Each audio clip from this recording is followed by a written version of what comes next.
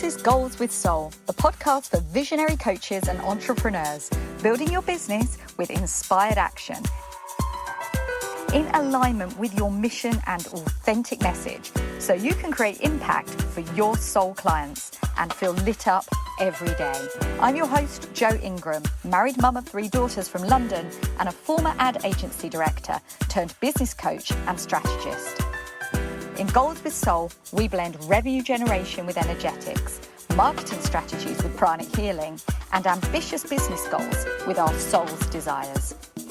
If you're looking to build your business with less efforting and more ease, this is the podcast for you. Let's dive in. Welcome to Goals with Soul. I'm Joanna Ingram, and in today's episode, we're diving into the deeply important topic of growth and scaling. Now, if you've been building your business for perhaps a year or more, then you may be in a position to ask yourself the question, how can I do this with more ease and flow? How can I bring on more clients, get to a place of greater revenue, get to a place of more impact that feels deeply aligned and enables you to love both your business and your life?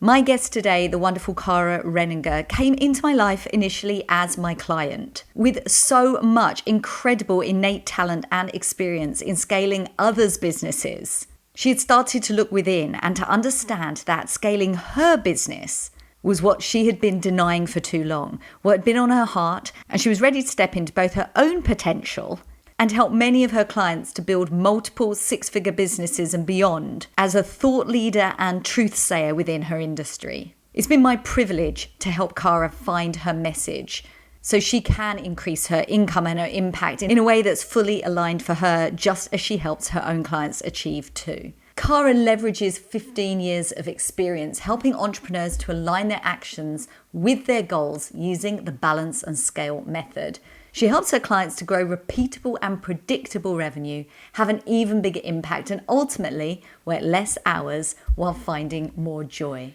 We dive into scaling to 7 figures without burning out and how to know when the time is right to scale. Let's dive in. Hello, Cara. Welcome to Goals with Soul. Thank you so much for having me. I'm super excited for 2 reasons. Firstly, you and I have been working together for a while, and I know that so much that comes out of your mouth is pure gems. And even though I've been helping you with messaging, I've been super inspired by your trajectory and the things that you've shared about scaling, which is why I'm so stoked to have you here on Goals with Soul to share this, because scaling is often something that everybody desires, but nobody quite gets until they're already at the point and feeling the pinch. So I'd love for you to share with us, tell us about scaling. How do people identify that they're ready to scale? Yeah, it's such a big question that comes out from people. And so many people want to start scaling right when they have their first idea. It's like, I want to scale my business now. And there's some criteria that are important that you need to know for yourself before you're ready to scale. So having a proven offer, having something that's already selling, already generating revenue is one of the critical metrics that you need to have to be able to scale your business. You need to have a little bit of data about that, have a little bit of information to know how it's performing for your business. And usually when people are thinking about scaling, they're starting to feel some pain in their business. They're starting to find themselves staying up late at night and answering a lot of customer service things, or not being able to take some time off or get on a vacation with their family because they're so bogged down, or maybe their team has constant questions during the day and they're needing to, in between meetings and clients, get back and forth with their team to keep guiding them. Maybe you're starting to feel like you need more systems in place, but you just don't have the time to do it. Those are all signs that scaling is something to be thinking about. Yeah, I mean, look, there's not going to be anybody listening that doesn't resonate with at least 2 or 3 of those, because we all get ourselves so busy, and you and I have that in common. It's like being big overthinkers and diving into all the things and being super competent, which I think is a hallmark of, some of us visionary, ambitious coaches, which is like super competent. So we try and do all the things because we can. And because we kind of want to know the back end of our own business, I kind of want to be able to control all the things. And we get into a place where we're working with a lot of clients and suddenly out of time and things are starting to grind to a halt. Certainly I know in my business, my energy just bottomed out at a specific point. Is that when you would say, right, now's the time to scale? Or are there other things that you have to have within the business to make sure you're actually ready to get the advantages of scaling? I think it's always good to be thinking about scaling all throughout the growth of your business and to be aware of what it is and how to do it so that you can set your business up to be repeatable. But absolutely what you said. In my own story, I had that sort of experience also where I was doing all the things. I had all the clients and, the money was coming in and all the things that I thought I wanted to happen were happening, but I was exhausted. And actually, that's part of how we came to work together was I was just feeling like I was attracting all of the wrong clients for myself. And, with the amazing work that we did together, I really elevated my messaging and that's totally shifted for me, which has alleviated some of the pressure and stress in scaling. But like you said, Joe, a lot of people, your own story as well, like people just end up feeling exhausted. They end up feeling like sometimes, I hate to say this, but I almost hated my business. I was like, what am I doing here? It's like people end up creating a job for themselves sometimes. And what I say, you can do two different things with yourself as an entrepreneur. You can create a job for yourself that you're not reporting to someone else and that generates revenue for you, but that's not a scaled business. A scaled business is where the owner, the founder is not involved in all the day-to-day operations and they're enjoying that time freedom and appreciating different parts of their life more and not doing all the day-to-day operations. And so they're two very different things. Some people are really happy just creating a job for themselves and having money come in. But imagine if you're able to do that for yourself, why can't you scale your business and create more freedom for yourself, more abundance with revenue, with scaling on repeat, with making things easier? So I think more is available. And sometimes people forget that for themselves. They get stuck in the doing everything, like you said, and being in the nitty gritty. And that's not what a scaled business looks like. I'm so appreciative that you defined it like that. I know that for me, it's just like, that's what the difference is between running a business or being your own boss and scaling a business. They're two very different models. And within our industry, online coaching, the verbiage around scaling is tossed about so casually that when you bring it home like that, it's like, do I want to step out and not be the day-to-day manager and actually be the business owner, the founder? And I think that a lot of people listening to this are going to say, yeah, I do. It's like, and I know that you're going to share some really actionable steps, but I've really resonated or remembered as well when you were talking about that idea of working with clients that exhaust you. And our own stories are quite parallel because that's the experience I had at the early stages of my business, which brought in a lot of new insights into the way that I help my clients. Because initially I was like, okay, I'm really good at the messaging.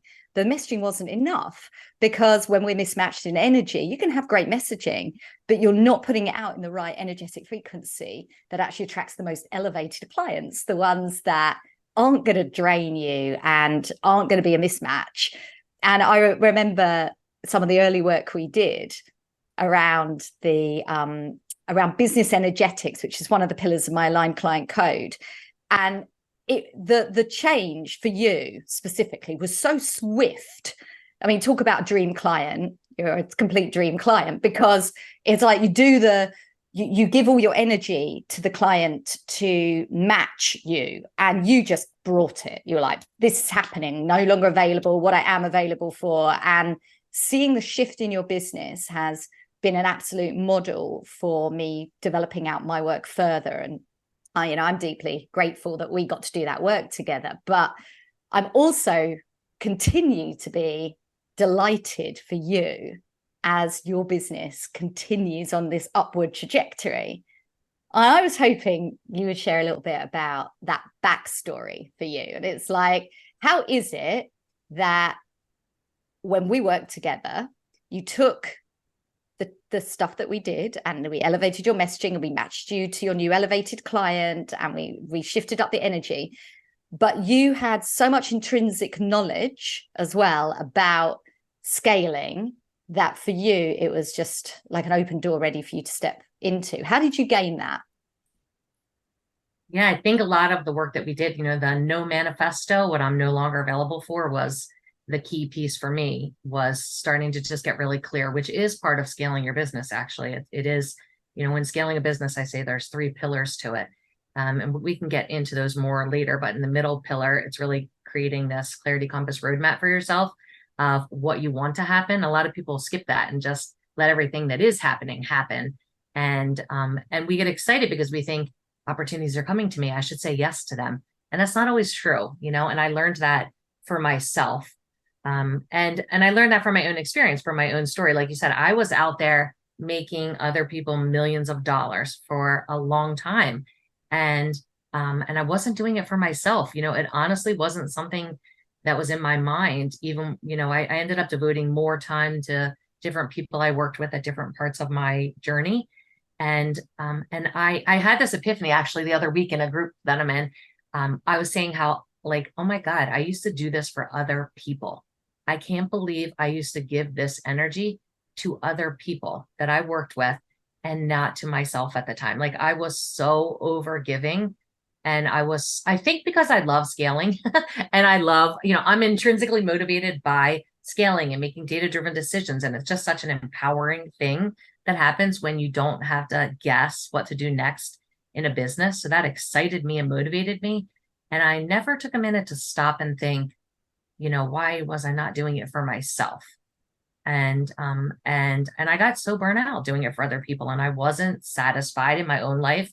I wasn't feeling happy. I remember at one point like Googling, like, how do you feel happier? But I had all the things in life that I should have felt happy about: a beautiful family, a great career, but I just wasn't feeling it. It's because my energy was being completely drained by how I was doing the work. And when I, with your help, when I got clear on what I was no longer available for me, the big one was not to be responsible for other people's outcomes. Once I owned that, everything shifted for me. And I started using my own skills that I was sharing with everyone else all the time to also help scale my own business. So that's when the shift really happened for me. Yeah, and it's been a fast trajectory. I know that you've had a lot of success launching your group program, and I know that you're having sales conversations every single week, and suddenly your business model is very different, and you're creating this success for others sharing what you're doing in your own business, which, is so valuable.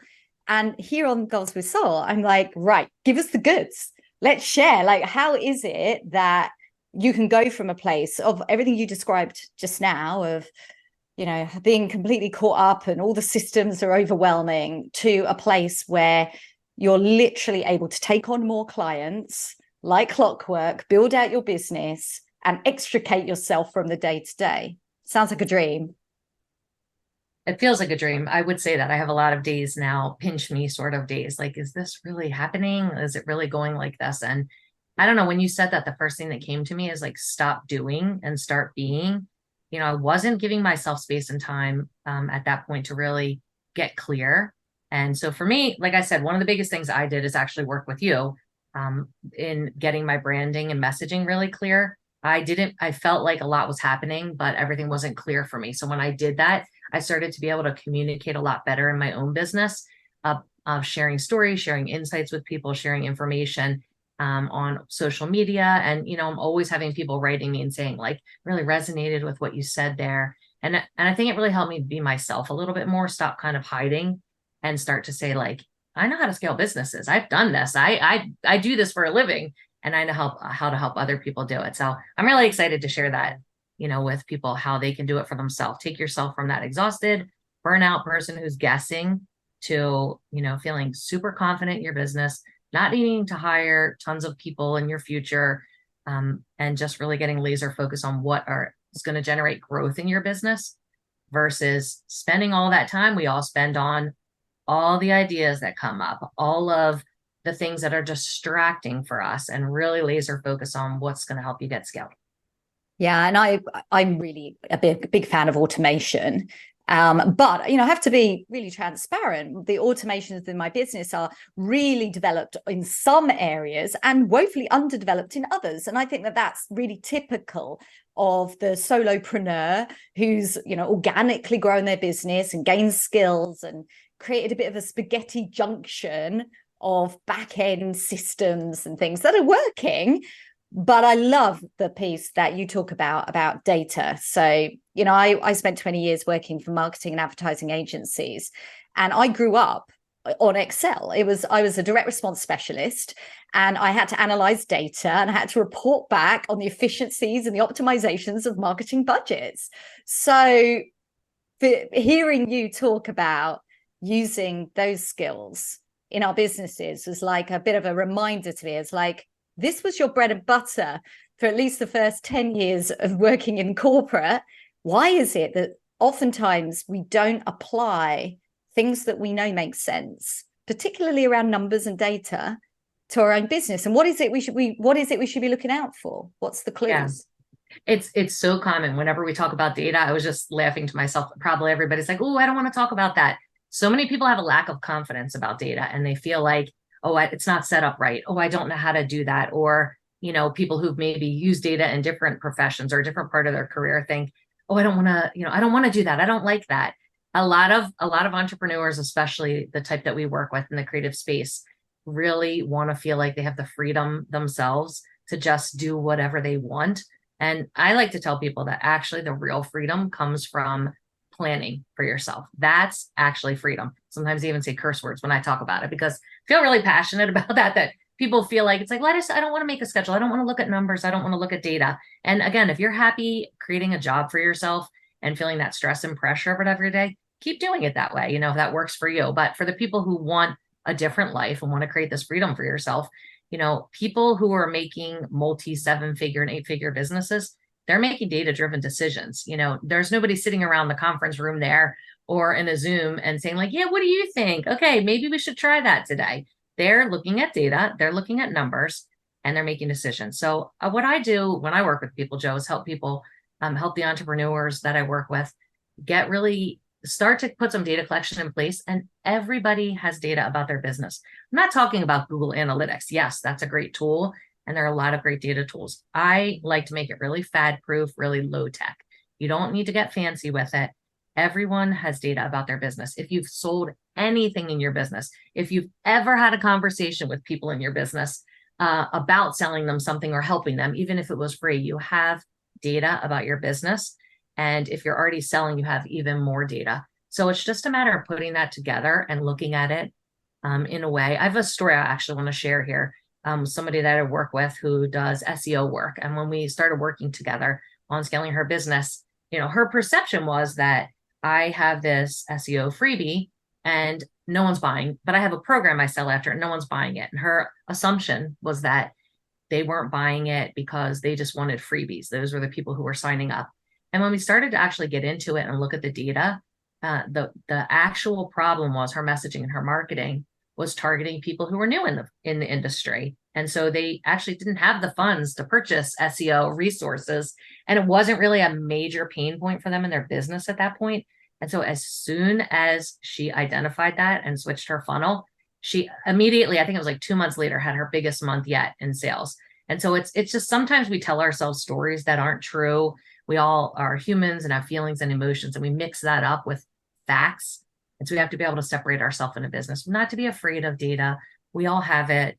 It's just a matter of putting it together in a way that's usable. And I could tell you 100 stories about, people who I've helped grow by just starting to embrace the data and just not being afraid of it. It's going to give you, one of my core values that you helped me identify is insights, right? And it feels so much better to make decisions from insights rather than from guessing. And stop following what everyone else is doing. Stop trying everyone else's strategies, because they're not you and they're not your business, and it's not going to work for you. It might help your business, having a webinar funnel, having a video sales letter. They're all great tools and we all use a variety of them, but you need to look at the numbers and say, is this working for me? Is this actually generating what I want to generate? Sometimes we're afraid to ask ourselves that question, but as soon as you do, then you can start to get that clarity. It's like our story. As soon as I said to myself, do I like this? Do I like what's happening in my business? And when you can be honest about it, that's when you can start to get insights and you can change it. You have the power to change it and you can shift it. And if you started your business, you do know how to change it. You can make a difference for yourself and what's happening in your business. Yeah, absolutely. And I love how you say about, people deciding not to look at the numbers because it might encourage them to do something they actually don't feel like doing, and they've got ideas about how they want to spend their time. And I can relate to that. In that first year of business, I started off being so numbers driven because I'd come out of corporate and I described, the type of job I was doing. So I brought all my Excel spreadsheets with me and I was building out pivot tables and loads of fun stuff. And I was like, right, CEO strategy. And I, populated my targets and all the figures. But I found that I burned out and I was in my wounded masculine and I wasn't happy and I was exhausted. And one of the things that happened when I went through my summer of calling in the divine feminine and learning so many new skills around energetics and making a massive shift in my energy, in my life, and in my business, I threw the baby out with the bathwater and I was all about alignment. It's like, oh, let's be in flow. How can I just do whatever I feel like doing? Which over the course of that summer meant very little. Spoiler alert, very little for my business, although it was a very important time for me, up leveling my energy. But I came back in much more divine balance, but I'd forgotten that spreadsheets were important. And because I'd been burned by disappointment, things weren't going the way I wanted to go, and I was working so hard that those spreadsheets felt like a reminder of things that I didn't want to think about, that I hadn't hit the target, or that, it was harder work, more hours than income, and all of these things that, particularly at the beginning of businesses, if you're driven and over-proving and over-efforting, as I certainly was experiencing. So it was only, well, I guess I'm trying to think, maybe earlier, back at the beginning of this year, at the end of last year, I was like, okay, this is ridiculous. Get your spreadsheets back out. And this plays directly into, your message in this respect. It's like, I don't think I did anything significantly different at first, but just starting to put the real numbers on the spreadsheet, I was hitting my bigger months. And I was going, what is this magic? And it was like, well, you're in your numbers now. You're making intentions. You're looking to, and finally, you're forward planning. It's like, right, what your payment plans and who's working with you and who are your leads and who are you expecting to come in next month or the month after. And I got more conscious about it, even without big systems. This was just like a difference in how I showed up, and I started to love my numbers again. So you're like, for me, you're preaching to the converted, but to anybody that's hasn't peaked in a while, but it has all of these attributes: super capable, driven, high achieving, ambitious. What's the first thing they should look at? Like, if they're going to get a bit of a spreadsheet or a bit of paper out, what are a couple of things that can make an immediate difference? Yeah, I think you made a great point there. Get a piece of paper out, get a spreadsheet out. It doesn't matter what you get out, but get out something and think about it. That's the biggest difference you can do. Look at what you have. Look at what information you have. If you have a system set up to see how many visitors come to your website, or if you're able to know where that traffic comes from, you want to be thinking about that. And that helps you make decisions in your business about where you should be spending your time. A lot of people may spend time on platforms and they might not be generating leads for their business. So is it set up?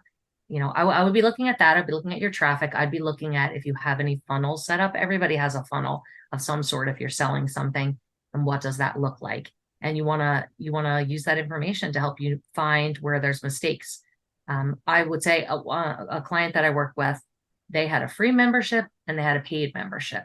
And what was happening when we started working together was they weren't connected. So there really wasn't a funnel. It was like, why aren't they were getting a ton of leads for free from organic traffic, but nobody was converting them. So it was as simple as moving the free membership into the paid membership with some lock features.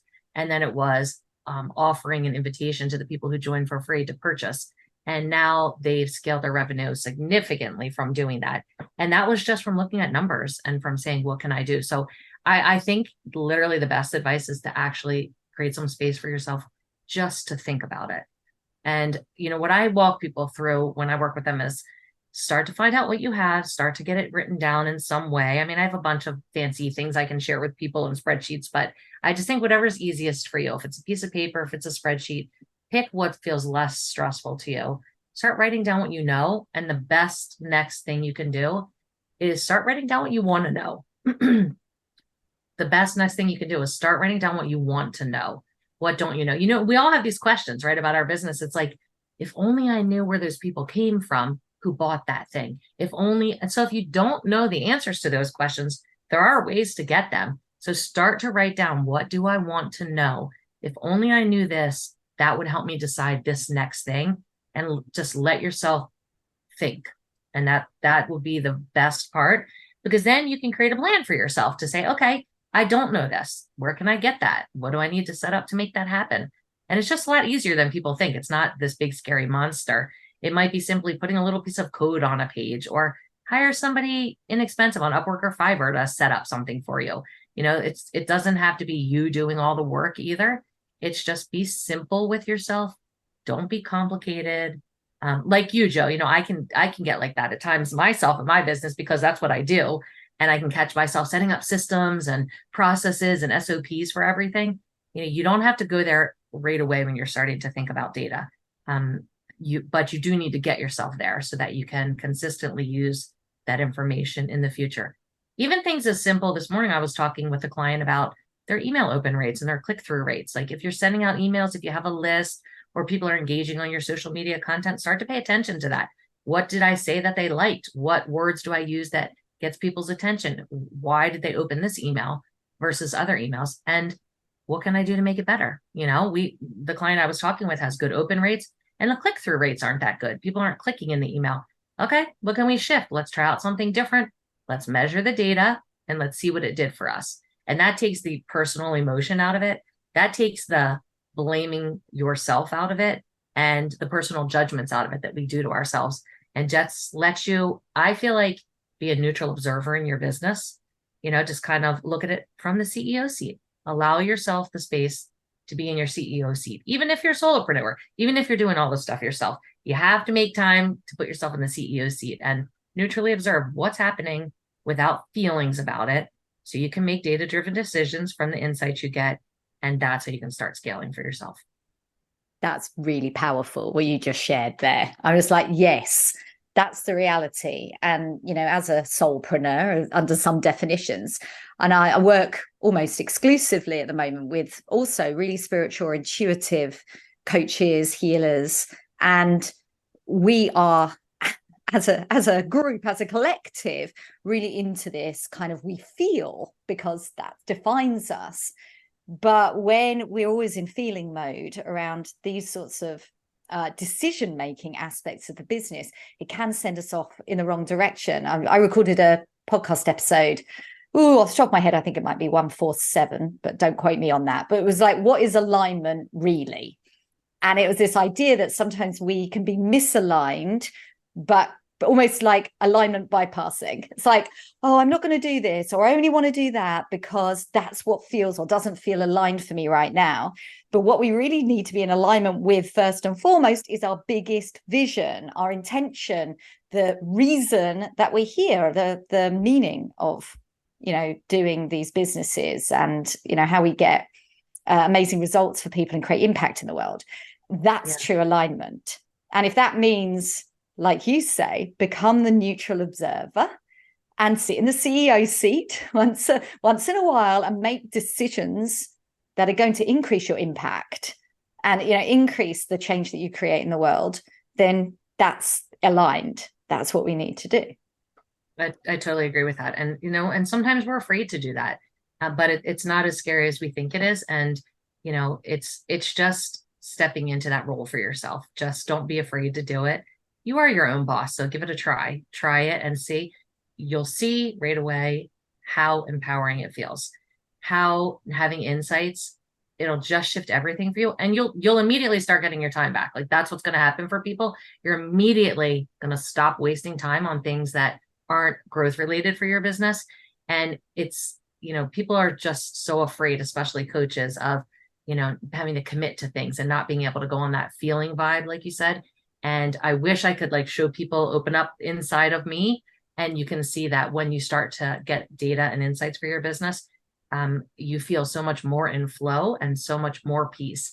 You thought you had it by flitting around and I want to try this week and I'm going to do a webinar and instead I'm going to do this. And when you start to just get yourself a little focused, it's just so much more freeing and you just get so much more time back, which is why we're all doing this. It's to make an impact in the world and to be able to achieve our personal goals. Yeah. And it was like, you're talking about time wasting.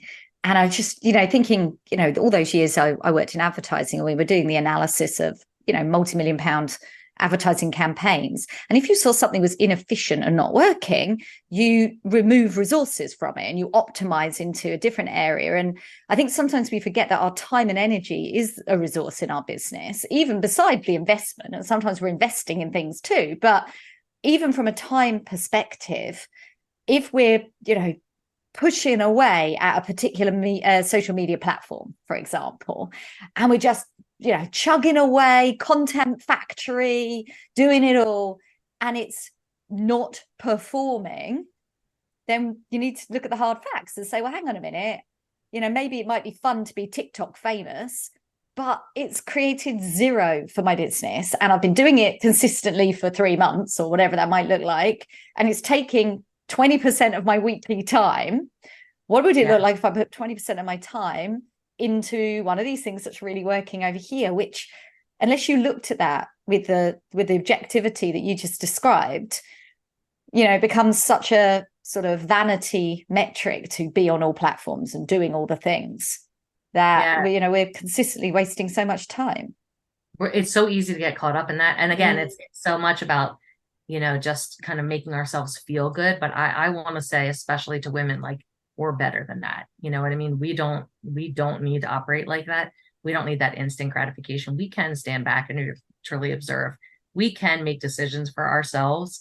And we have that intuitive gift, a lot of us, and know, the data, we get the data and we align it with our intuition. It's both pieces of it. And we say to ourselves, what's the thing that's going to make a shift here for me? And you start with the insights, but you end with what feels right to you and what's the next thing.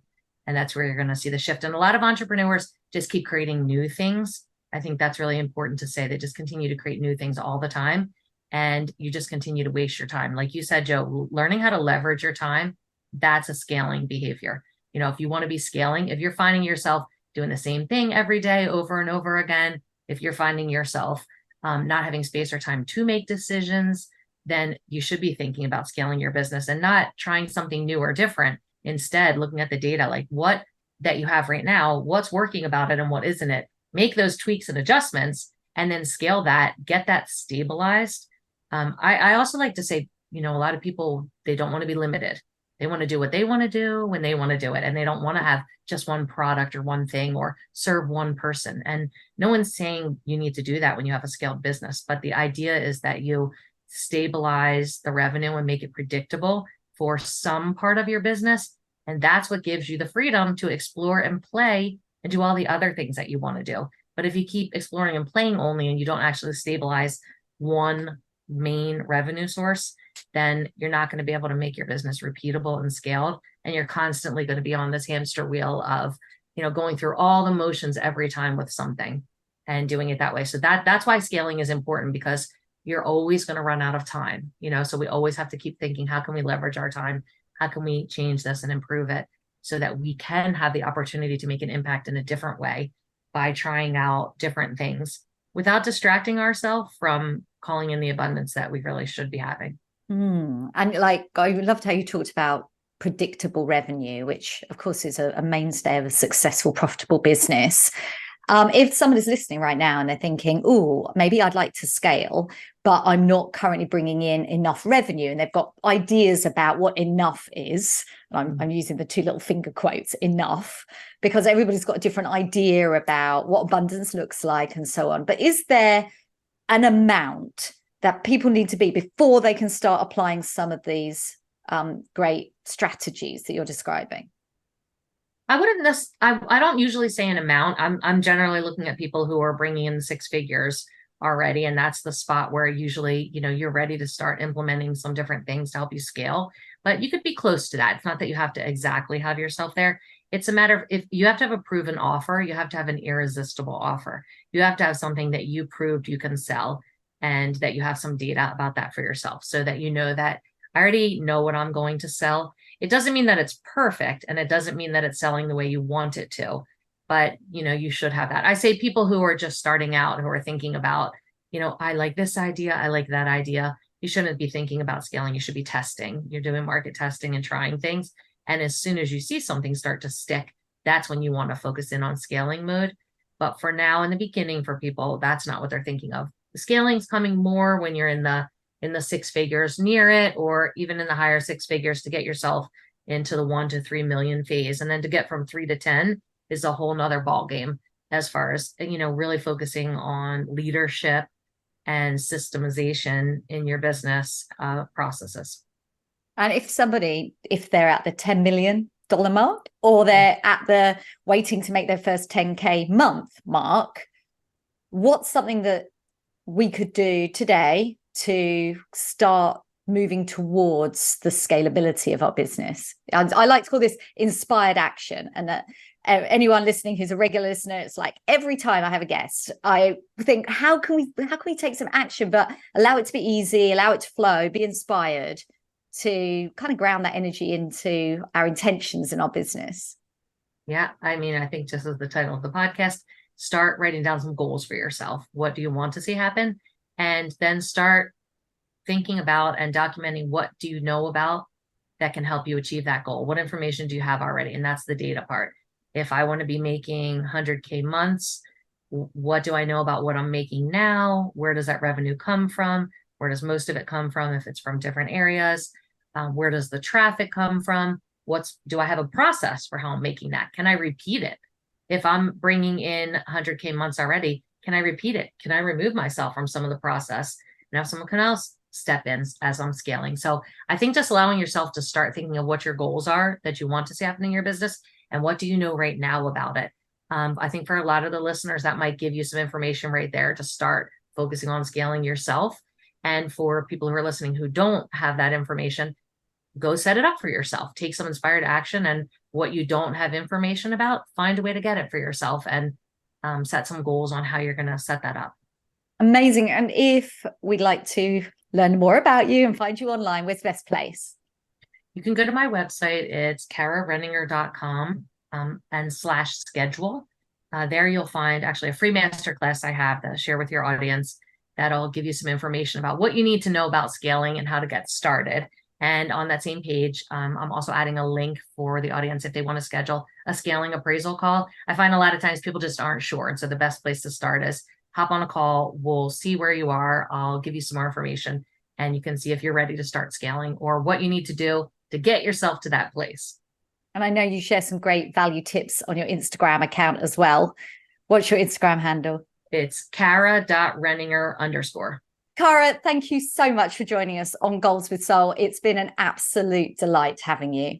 Thank you so much for having me, Joe. And I just want to say again, thank you for the opportunity to work with you. It really shifted a lot in my business for me and helped me scaling. So I just want to say, anybody who's new and starting out and doesn't have their branding and their messaging clear, absolutely start with Joe to get yourself to the place to scale.